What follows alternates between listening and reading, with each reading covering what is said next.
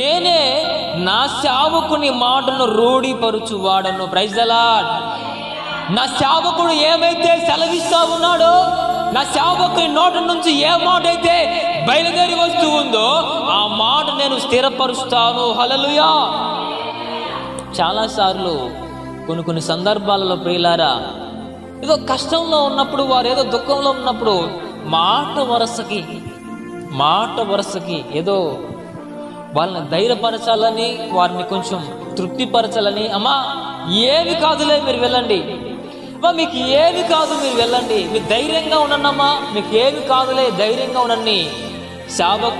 సేవకులముగా ఒక మాట చెప్పాలి కాబట్టి ప్రియులారా, ఆ మాట చెప్తూ ఉంటాం సేవకులుగా, ఇది మా ధర్మం.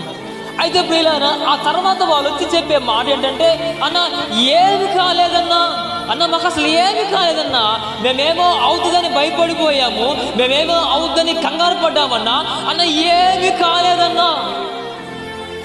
ఏమి కాదనే కదా మేము చెప్పాము కూడా. ప్రియులారా, ఎందుకు ఈ మాట నేను చెప్తున్నంటే, తన దాసుని నోట ఏ మాటలైతే బయలుదేరి వస్తున్నాయో, తన సేవకుని నోట ఏ మాటలైతే వెల్లడి వస్తున్నాయో, తన సేవకుని నోటి మాటను ప్రభు స్థిరపరుస్తాడు, ఆ మాటను రూఢిపరుస్తాడు. హల్లెలూయా, హల్లెలూయా.